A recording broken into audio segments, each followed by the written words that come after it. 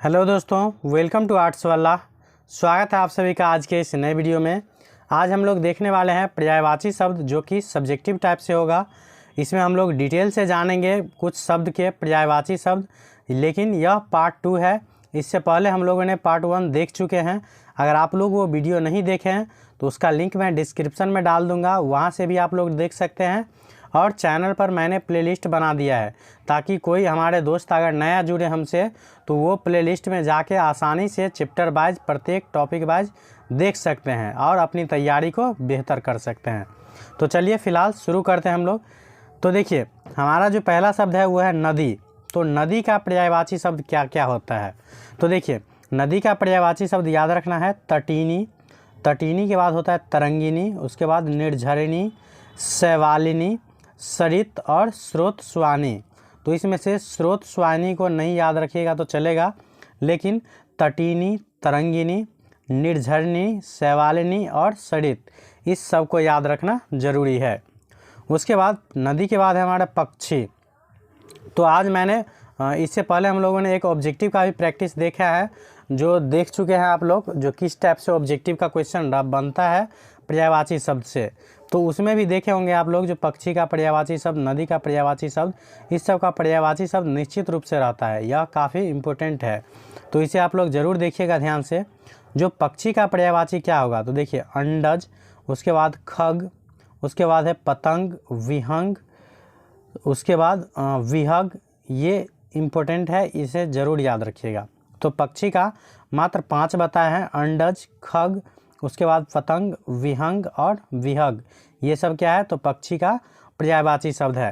हालांकि इससे रिलेटेड इससे रिलेटेड भी इसके बाद ऑब्जेक्टिव आएगा, जो आप लोग देखिएगा किस टाइप से ऑब्जेक्टिव बनता है।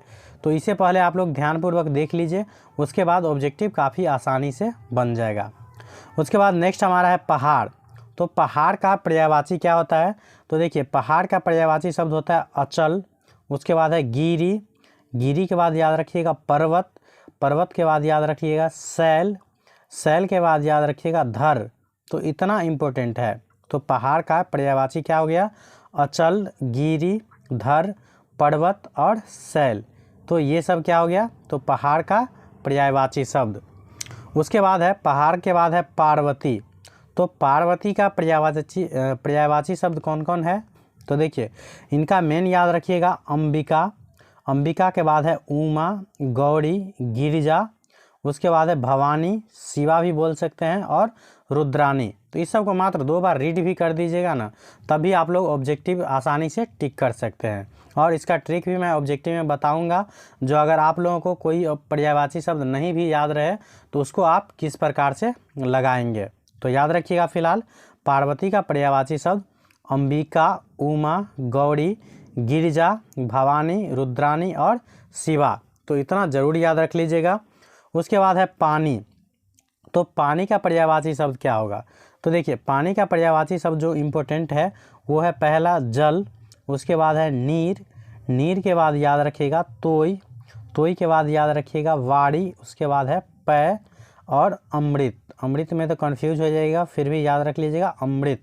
तो देखिए, जल हो गया, नीर हो गया, उसके बाद हो गया तोय, उसके बाद हो गया वड़ी, जीवन भी याद रख लीजिएगा, उसके बाद है पै और अमृत। तो ये सभी क्या हो गया? तो पानी का पर्यायवाची। उसके बाद नेक्स्ट है पृथ्वी। तो देखिए, पृथ्वी का पर्यायवाची। तो पृथ्वी का पर्यायवाची क्या सब होता है? तो पृथ्वी का जो पर्यायवाची होता है, तो पृथ्वी का इम्पोर्टेंट याद रखिएगा, भू, भूमि, धरा, धरती। इतना तक तो याद रहिए जाएगा। उसके बाद याद रखना है वसुधा, वसुधा के बाद याद रखिएगा वसुधा के बाद याद रखिएगा धरणी। बस इतना ही इम्पोर्टेंट है, भू, भूमि, धरा, धरती, इतना याद रह जाएगा। उसके बाद वसुधरा, उसके बाद धरणी। ये काफ़ी इम्पोर्टेंट है पृथ्वी के लिए। उसके बाद है पुत्री। तो पुत्री का पर्यायवाची होगा, तो पुत्री का पर्यायवाची क्या होगा? आत्मजा। अगर जा का पाय हटा दीजिएगा, आत्मज, आत्मज मतलब होता है पुत्र, और आत्मजा का मतलब क्या होता है? पुत्री। उसके बाद है तनिया। तो तनिया, तनिया का मतलब क्या होता है? पुत्री। उसके बाद है सूता। तो सूता का मतलब होता है बेटी, और सूत का मतलब होता है पुत्र। याद रखिएगा। तो उसके बाद आत्मजा, तनिया, सूता, उसके बाद याद रखना है बेटी, लड़की, तनुजा, ये सभी क्या है तो पुत्री का पर्यायवाची शब्द है। तो ये था इनका इम्पोर्टेंट। उसके बाद हमारा है पत्नी। तो पत्नी का पर्यायवाची शब्द क्या होता है? तो पत्नी का देखिए गृहिणी, अर्धांगिनी, ये सब तो आप लोग सुनते ही आ रहे होंगे। इसके बाद जो याद रखना है गृहिणी, अर्धांगिनी, उसके बाद याद रखना है भाड़िया, भाड़िया के बाद याद रखना है आपको सहधर्मिणी, सहधर्मिणी और जाया। बस 5 याद रख लीजिएगा, गृहिणी, अर्धांगिनी, भाड़िया, उसके बाद है सहधर्मिणी, उसके बाद जया। तो ये था पत्नी का पर्यायवाची शब्द। उसके बाद है बहुत। तो बहुत का पर्यायवाची शब्द क्या होता है? तो ये होता है भूरी, उसके बाद है बहुल, बहु, प्रचुर, प्रभुत, ये सब कथी है तो बहुत मतलब बहुत का पर्यायवाची शब्द। पर्यायवाची शब्द को ही हम लोग समानार्थी शब्द कहते हैं। तो ये मैं स्टार्टिंग में ही बता चुका हूँ, तो याद रखिएगा। तो बहुत का पर्यायवाची शब्द कैसा हो गया?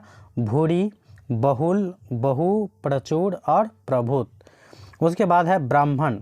तो ब्राह्मण का पर्यायवाची शब्द क्या होता है? तो ब्राह्मण का पर्यायवाची शब्द याद रखिएगा, पहला द्विज, द्विज का याद रखिएगा। उसके बाद है भूदेव, भूसूर, उसके बाद है महीदेव, महीदेव के बाद है महिसूर, उसके बाद बस इतना ही याद रख लीजिएगा। उसके बाद है अग्रजन्मा, अग्रजन्मा काफ़ी इंपॉर्टेंट है। ब्राह्मण का पर्यायवाची शब्द क्या सब हो गया? अग्रजन्मा, उसके बाद है द्विज, उसके बाद भूदेव, उसके बाद है भूसूर, उसके बाद है महीदेव और महिसूर। तो ये सब क्या था? ब्राह्मण का पर्यायवाची शब्द। उसके बाद है बिजली। तो बिजली का पर्यायवाची शब्द क्या सब होता है? तो बिजली का होता है याद रखिएगा चंचला, चपला, विद्युत, तड़ित, उसके बाद है दामिनी। तो इतना हो गया 5 और एक याद रख लीजिएगा ऐरावती। तो ये 6 इम्पोर्टेंट हो गया बिजली का। इसे आप लोगों को याद रखना हो तो आप लोग कॉपी में नोट कर लीजिएगा बिजली, और एरो दे करके ऐसे ही सेम लिख लेना है चंचला, चपला, विद्युत, तड़ित, उसके बाद है दामिनी और ऐरावती। और इसको 2-3 बार रीड कर लीजिएगा तो 100% आप लोगों को पर्यायवाची शब्द याद हो जाएगा।